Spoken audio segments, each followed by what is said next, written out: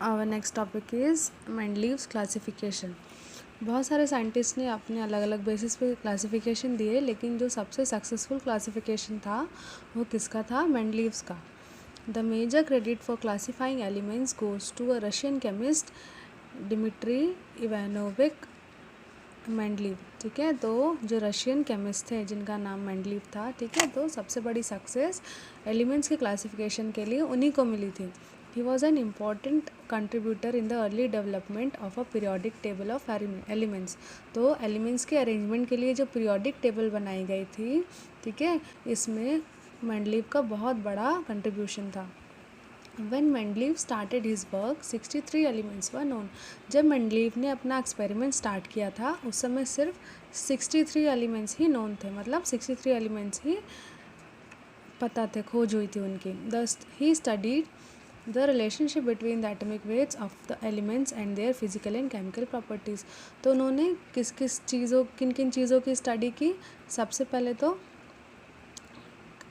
Study की उन्होंने atomic weight और उनकी फिजिकल और केमिकल प्रॉपर्टी के बीच में जो रिलेशनशिप होती है उसके बारे में स्टडी की। ठीक है, किसके बारे में? उनकी एटॉमिक वेट, केमिकल प्रॉपर्टी और फिजिकल प्रॉपर्टी, इन तीनों में जो रिलेशनशिप होता है उसकी स्टडी की। इन chemical properties Mendeleev focused on the compound form by elements with oxygen and hydrogen. ठीक है, तो मेंडलीव ने केमिकल प्रॉपर्टी की जो स्टडी की उसमें उन्होंने सिर्फ किन चीज़ों पे फोकस किया? ऐसे कंपाउंड जो हाइड्रोजन और ऑक्सीजन के साथ रिएक्शन करके बनते हैं। ठीक है, ऐसे कंपाउंड जो सिर्फ हाइड्रोजन और ऑक्सीजन के साथ रिएक्शन करके बनते हैं, तो सिर्फ उन कंपाउंड्स की केमिकल प्रॉपर्टी की उन्होंने स्टडी की। He selected hydrogen and oxygen as they are very reactive and form compounds with most elements. ठीक है, तो उन्होंने ऑक्सीजन और हाइड्रोजन को ही क्यों सेलेक्ट किया? क्योंकि हाइड्रोजन और ऑक्सीजन जो है वो are form compounds with most elements. ठीक है, तो ये क्या होते हैं? सिर्फ हाइड्रोजन और ऑक्सीजन ही हैं जो बहुत सारे कंपाउंड्स के साथ में रिएक्शन करके कंपाउंड बनाते हैं। ठीक है, तो इसीलिए उन्होंने ऑक्सीजन और हाइड्रोजन को सेलेक्ट किया। या बोल सकते हो कि ऑक्सीजन और हाइड्रोजन की रिएक्टिविटी जो है वो बाकियों के कंपैरिजन में ज़्यादा थी, इसलिए वो मोस्टली सभी के साथ रिएक्ट कर लेते थे, इसलिए उन्होंने हाइड्रोजन और ऑक्सीजन को सेलेक्ट किया। Mendeleev took 63 cards and on each card he wrote down the properties of elements। ठीक है, तो जैसा कि उस समय 63 एलिमेंट्स ही नोन थे, तो उन्होंने क्या किया? 63 कार्ड्स लिए और सभी के ऊपर अलग अलग एलिमेंट्स के नाम, ठीक है, और उनकी प्रॉपर्टी लिख दी। When he grouped together the elements with similar properties, he found that most of the elements were arranged in order of their increasing atomic weight। ठीक है, तो उन्होंने क्या किया कि सबसे पहले कार्ड पे एलिमेंट का नाम लिख लिया और उनकी प्रॉपर्टी लिख ली। ठीक है, इसके बाद उन्होंने जब उसको अरेंज किया, कैसे अरेंज किया कि सिमिलर प्रॉपर्टी वाले एलिमेंट्स को एक साथ उन्होंने अरेंज करना शुरू किया, तो उन्होंने क्या देखा कि एलिमेंट जो थे, ठीक है, वो उनके एटॉमिक ऑर्डर के एटॉमिक वेट के इंक्रीजिंग ऑर्डर में अरेंज हो रहे थे। मतलब जिनकी प्रॉपर्टी सिमिलर थी, ठीक है, वो कैसे अरेंज हो रहे थे? उनका एटॉमिक वेट का इंक्रीजिंग ऑर्डर में वो अरेंज हो रहे थे, मतलब उनका एटॉमिक वेट बस बढ़ रहा था। ठीक है, लेकिन जो उनकी प्रॉपर्टी थी वो सिमिलर थी, लगभग सब जो भी उन्होंने ग्रुपिंग की थी। He arranged the elements in the form of table where elements having similar properties were placed one below the other। ठीक है, तो उन्होंने क्या किया कि एक टेबल बनाया, ठीक है, और टेबल में उन्होंने एलिमेंट्स को इस तरह से अरेंज किया कि जिनकी प्रॉपर्टी सिमिलर थी, है ना, वो एक के नीचे एक अरेंज थे। हालांकि उनका एटॉमिक नंबर सेम नहीं था, कैसा था? इंक्रीजिंग ऑर्डर में था, लेकिन उनको अरेंज उन्होंने कैसे किया कि जिनकी प्रॉपर्टी एक जैसी थी उनको एक के नीचे एक अरेंज किया, ठीक है, कॉलम में। He also observed that the elements with similar properties occur after fixed interval। और उन्होंने क्या देखा कि जो सिमिलर प्रॉपर्टी के एलिमेंट थे, ठीक है, वो एक फिक्स इंटरवल के बाद में रिपीट हो रहे थे, है ना। ऐसा नहीं है कि एक के नीचे एक आ रहे थे, मतलब एक फिक्स्ड इंटरवल था, उसके बाद में जो सिमिलर प्रॉपर्टी वाले एलिमेंट है वो अपीयर हो रहे थे, है ना, तभी तो एक के नीचे एक उन्होंने अरेंज किया। On this basis Mendeleev formulated a periodic law, और इसी बेसिस पे मेंडलीव ने एक पीरियोडिक लॉ दिया, which states that the properties of elements are the periodic function of their atomic mass. तो उन्होंने क्या बताया कि जो प्रॉपर्टी होती है, ठीक है, एलिमेंट्स की जो प्रॉपर्टी होती है वो क्या है? उनके एटॉमिक मास का पीरियोडिक फंक्शन है। ठीक है, क्या? पीरियोडिक लॉ क्या कहता है कि जो एलिमेंट्स की प्रॉपर्टी होती है वो उनके एटॉमिक मास का पीरियोडिक फंक्शन होता है। In Mendeleev's periodic table the vertical column were called groups and the horizontal column was called period. ठीक है, तो मेंडलीव की पीरियोडिक टेबल में जो वर्टिकल कॉलम थे उसको उन्होंने ग्रुप की बोला और जो हॉरिजॉन्टल रोज थी उन्होंने उसको पीरियड बोला। ठीक है, तो यहाँ पे देख सकते हैं ग्रुप, देखिए क्या किया था उन्होंने, सिमिलर प्रॉपर्टी वाले एलिमेंट्स को एक के नीचे एक अरेंज किया था। तो यहाँ पे आपको देखो क्या दिख रहा है, हाइड्रोजन, फिर लिथियम, ये वर्टिकली देखिए। ठीक है, hydrogen, lithium, then sodium, then potassium, then rubidium, then strontium. ठीक है, तो इनकी प्रॉपर्टी क्या है, सिमिलर थी। ठीक है, देखिए एटॉमिक वेट इनका इंक्रीजिंग ऑर्डर में है लेकिन प्रॉपर्टी जो है वो सिमिलर है और वो एक पर्टिकुलर इंटरवल के बाद आ रही है। ठीक है, हम ग्रुप इस पीरियोडिक टेबल को कैसे स्टडी करेंगे, हॉरिजॉन्टली स्टडी करेंगे, है ना। लेकिन उन्होंने जो अरेंज किया था सिमिलर प्रॉपर्टी वाले एलिमेंट्स वो देखो एक के नीचे एक है। ठीक है, यहीं पे क्या है आपका ग्रुप किसको बोलेंगे, ये तो वर्टिकल कॉलम है, मतलब group 1, group 2, group 3, group 4, group 5, group 6, group 7 और ग्रुप 8। टोटल कितने ग्रुप थे इनके पीरियोडिक टेबल में, 8 ग्रुप थे। ठीक है, और पीरियड कितने थे, देखो हाइड्रोजन से स्टार्ट हो रहा है 1 2 3 4 5 6। ठीक है, कितने पीरियड थे, 6 पीरियड थे। ठीक है,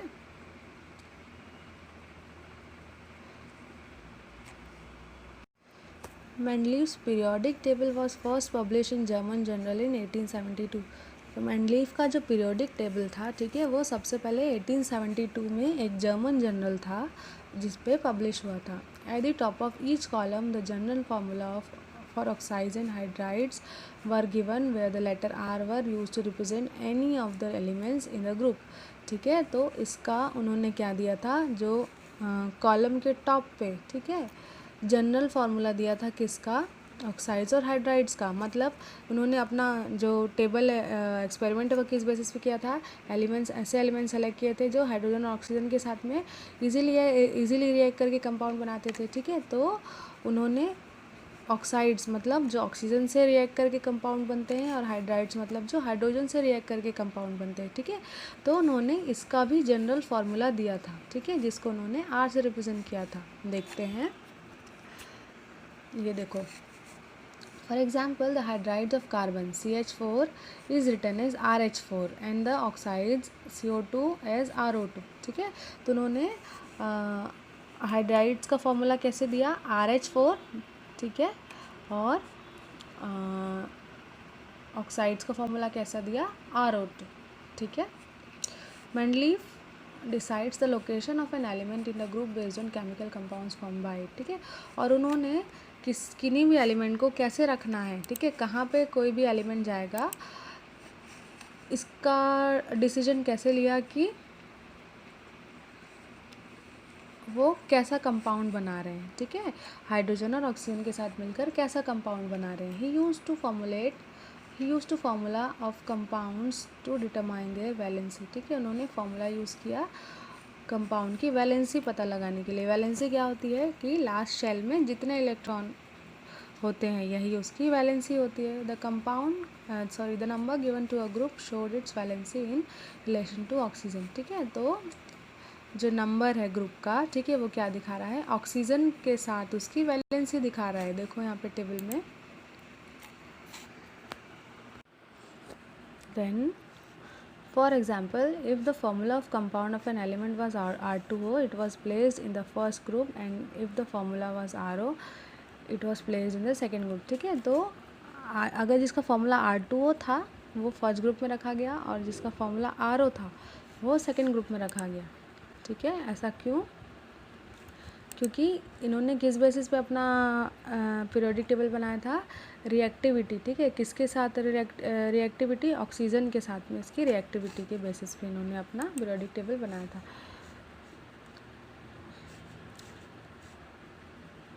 इन this way the valencies of first, second and third group are 1 2 and 3। ठीक है, तो उस बेसिस पे जो फर्स्ट, सेकेंड और थर्ड ग्रुप की वैलेंसी थी वो कितनी कितनी थी, 1 थी, 2 थी और 3 थी।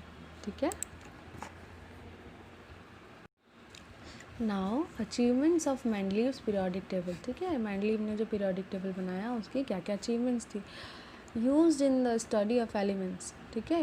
ये जो पीरियोडिक टेबल है वो कहाँ यूज़ हुआ, एलिमेंट्स की स्टडी के लिए यूज़ हुआ। Periodic changes are absorbed in the properties of element within the same period in the periodic table. ठीक है, उन्होंने कैसे अरेंज किया था, ग्रुप बनाया था। तो एक सिमिलर इंटरवल के बाद में जो प्रॉपर्टी थी वो रिपीट हो रही थी एलिमेंट्स की। ठीक है, तो properties of elements within the same period in the same periodic table. At the same time, similarities are seen in the properties of elements belonging to the same group. ठीक है, और सेम ग्रुप के जो elements थे उनमें भी similar property show हो रही थी। Therefore, if we know the properties of one element of a group, we can easily find out the properties of other elements of the group. ठीक है, इसका मतलब ये था प्रॉपर्टीज़ अगर सिमिलर थी तो अगर हमको ग्रुप के किसी एक एलिमेंट का भी प्रॉपर्टी पता चल जाएगा तो हम उस बेसिस पे उस ग्रुप के सभी एलिमेंट्स की प्रॉपर्टी पता लगा सकते थे। ठीक है, दस Mendeleev's periodic table is useful in the study of elements. तो इससे क्या था, एलिमेंट्स की स्टडी जो है वो ईजी होगी, क्योंकि एक एक इंडिविजुअल एलिमेंट्स को स्टडी करने की ज़रूरत नहीं पड़ी, ग्रुपिंग की थी इन्होंने।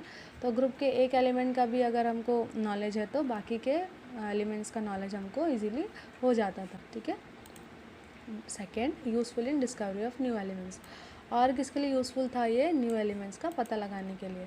Mendeleev's left some gaps in his periodic table. ठीक है, तो मेंडलीव ने क्या किया, उस समय केवल 63 एलिमेंट्स ही नोन थे। ठीक है, लेकिन उन्होंने क्या किया कि पूरे 63 एलिमेंट्स को ही एक साथ नहीं अरेंज कर दिया। ठीक है, उन्होंने बीच बीच में गैप भी रखा था, जगह रखी थी कि नए एलिमेंट्स अगर डिस्कवर होते हैं तो और उनकी प्रॉपर्टी की बेसिस पे उनको उनके पीरियोडिक टेबल में जगह मिल जाए। ठीक है, अगर वो सारे 63 एलिमेंट्स को एक साथ अरेंज कर देते तो फिर जो नए एलिमेंट्स फाउंड होते, ठीक है, जिनकी प्रॉपर्टी उनके ग्रुप के एलिमेंट्स के साथ मैच करती, तो उसके लिए जगह नहीं होती। ठीक है, तो फिर से उनको कुछ नई थ्योरी बनानी पड़ती। ठीक है, तो इसके लिए उन्होंने क्या किया कि उसी समय ऐसा पीरियोडिक टेबल बनाया कि उसमें न्यू एलिमेंट्स अगर डिस्कवर होते हैं तो उनकी भी प्रॉपर्टी की बेसिस पे उनको उनके पीरियोडिक टेबल में जगह मिल जाए। ठीक है, instead of looking upon these gaps as defects, Mendeleev's predicted the existence of some elements that had not been discovered at the time.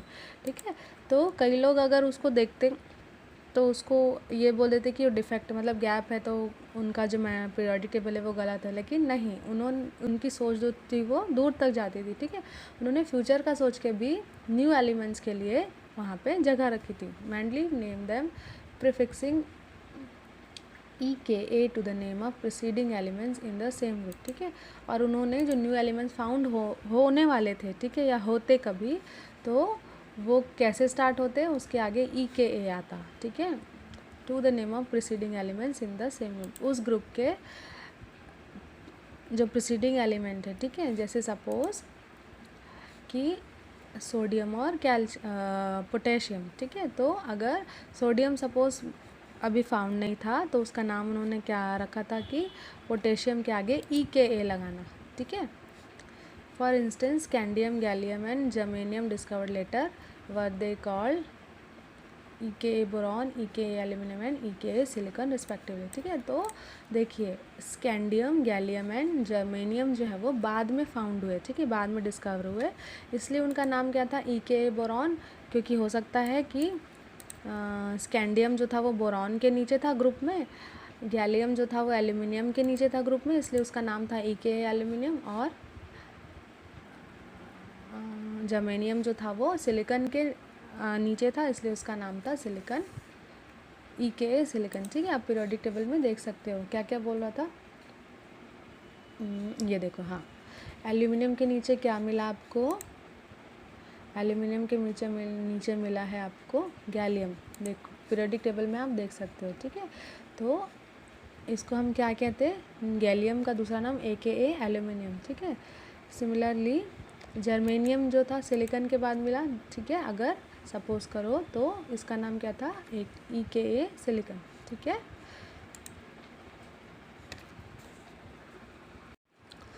Now correction in disputed atomic weights. ठीक है, तो जो atomic weight डिस्प्यूशन था उसमें भी correction हुआ। डिस्प्यूशन मतलब सही एटॉमिक वेट पता चला, जो पहले कन्फ्यूजन थी तो वो क्लियर हो गई।